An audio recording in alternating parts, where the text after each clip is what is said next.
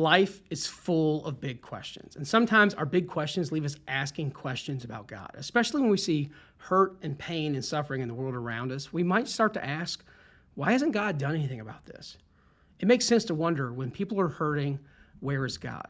Throughout human history, there's been so much pain and suffering. We've seen holocausts and world wars and sex trafficking and genocides and pandemics and so much more. And it's impossible to go through life without encountering some sort of tragedy. And if you see all these tragedies without wondering where is God, well, then maybe you're not paying close enough attention.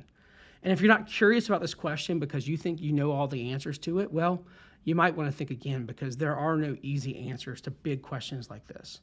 And if your brain sometimes gets stuck on this kind of question, well, don't worry, because mine does too.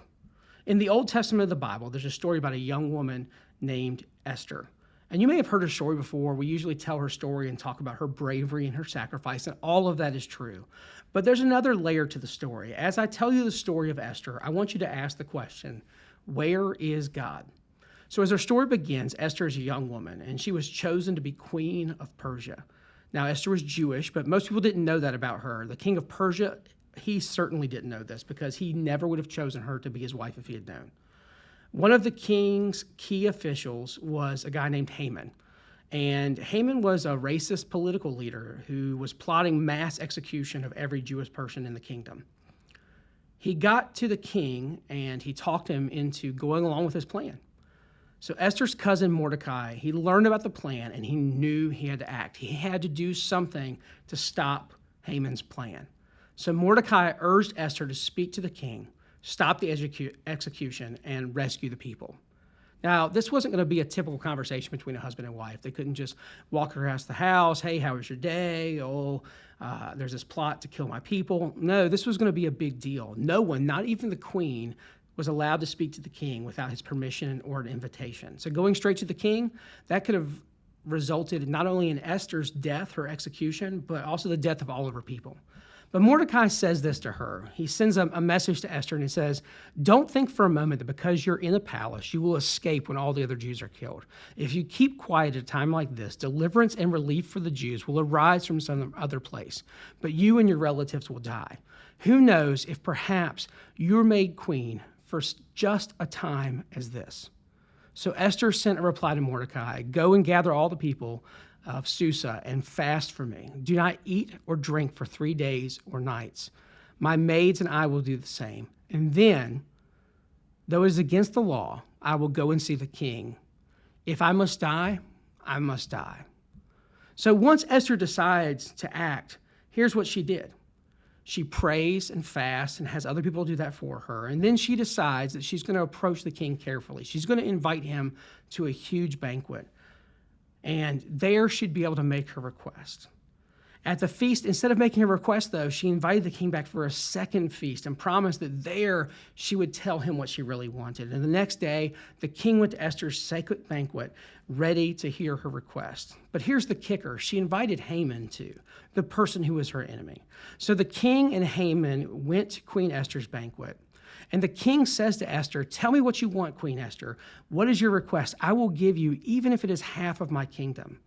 So the queen tells, hey, look, I hope that I've gotten favor from you. And if it pleases the king to grant my request, I ask that my life and the lives of my people be spared.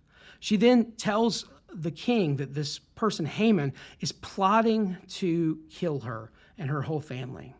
So the king executed Haman the way that Haman had planned to execute Mordecai and the rest of the Jews. Haman was the one who was punished, and Esther, Mordecai, and the people were saved.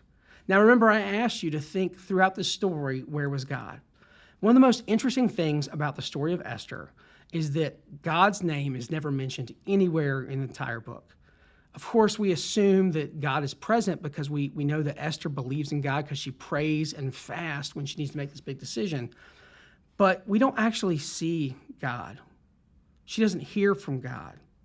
So where was God when the Jewish people were hurting and in danger? It's a good question. But what we know from Esther's story is that God was present. Just because we can't see God in this book or sometimes even in our own lives, it doesn't mean that God isn't present. If you read between the lines, you can see that God was there. And God was working. The Bible shows that God was on the side of the oppressed, working for justice against the oppression. But we also see that God was working through Esther. When Mordecai tells Esther what she must do, she asked Mordecai and her people to pray for her. God gave her guidance and strength. Now, God never told Esther exactly what to do. As far as we know, God never spoke to Esther or gave her a plan. God's directions to us have always been clear. When you see someone in need, you help them. A long time after Esther's story, one of Jesus' disciples, a guy named John, wrote to his fellow Jesus followers in a letter we call 1 John. And in chapter 3, it says this: "If someone has enough money to live well and sees a brother or sister in need, but shows no compassion, how can God's love be in that person? Dear children, let's not merely say that we love each other. Let's show the truth by our actions." So where is God when people are hurting? Well, the same thing that was true for Esther is true for us. God is present, God is working, and God is calling you to get to work.